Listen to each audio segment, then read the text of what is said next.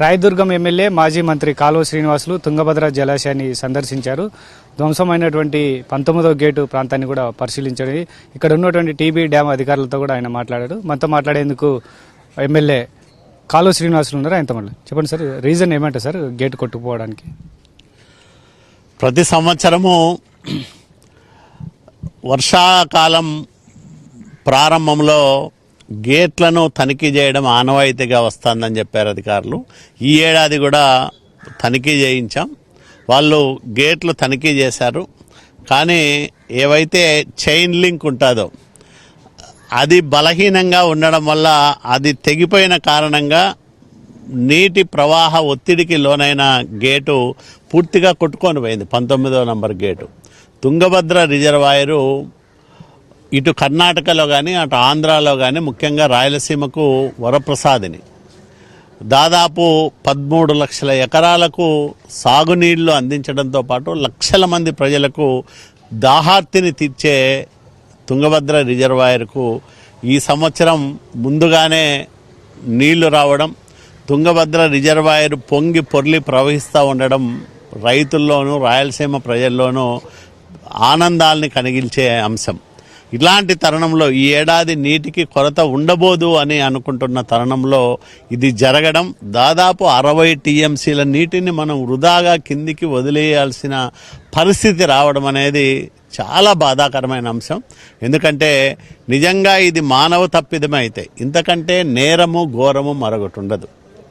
2 సంవత్సరాల కిందటే నిపుణులు సూచించారంట ఇక్కడ గేట్లు, ప్రత్యామ్నాయ గేట్లు కూడా ఏర్పాటు చేసుకోవాల్సిన అవసరం ఉంది.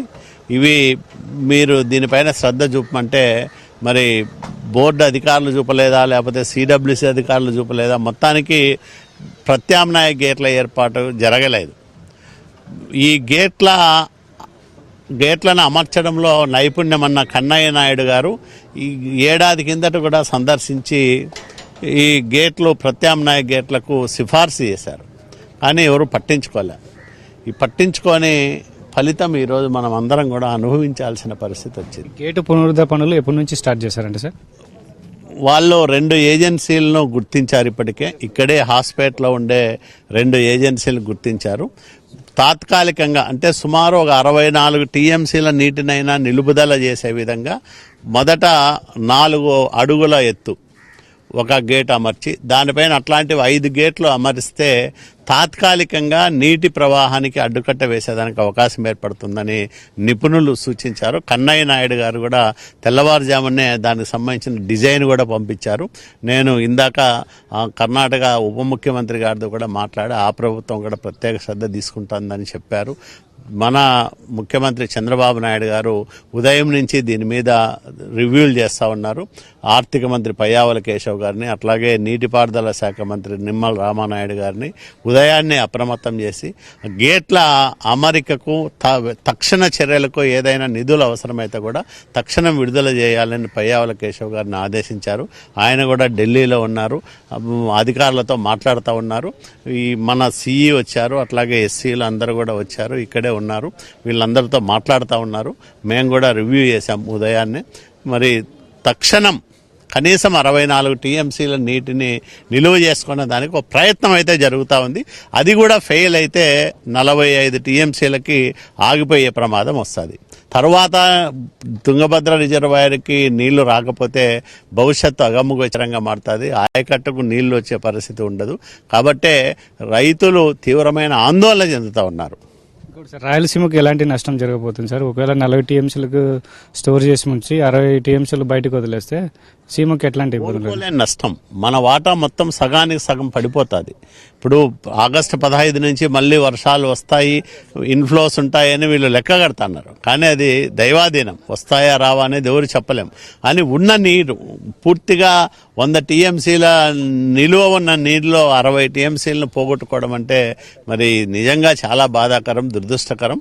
మనకు ఒకవైపు వర్షాలు రావలేదు, మెట్ట పంటలన్నీ కూడా పూర్తిగా విత్తనమే సగం 30-35% విత్తనాలు కూడా పడని పరిస్థితి. మరోవైపు ఆయకట్టు రైతులందరూ ఆశగా ఇప్పుడే మరి విత్తనాలు వేసుకుంటా ఉన్నారు, నార్మల్ పోసుకున్నారు, నాట్లు వేసుకుంటా ఉన్నారు. ఇట్లాంటి పరిస్థితుల్లో ఇది జరగడం అనేది కోలుకోలేని దెబ్బ. వర్షాలు బాగా రావాలని మనం అందరం కూడా కోరుకుందాం, కానీ ఉన్న నీటిని ఇట్లా పోగొట్టుకోవడం అనేది నిజంగా చాలా బాధాకరం. ఈ 19వ గేటు పునరుద్ధరణ పనులు ఎప్పటి లోపల కంప్లీట్ కావచ్చు సార్?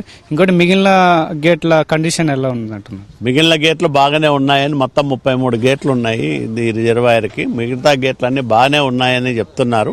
మరి 19వ గేటు పునరుద్ధరణ పనులు 2 రోజుల్లో కనీసం మొదటి 4 అడుగుల గేటు అమర్చేదానికి ప్రయత్నం చేస్తామని చెప్పారు. అట్లా 5 గేట్లు వరుసగా 4 అడుగుల మేర 5 గేట్లు అమర్చి నీటి నిల్వను ఇబ్బంది లేకుండా చూస్తామని చెప్తా ఉన్నారు అధికారులు.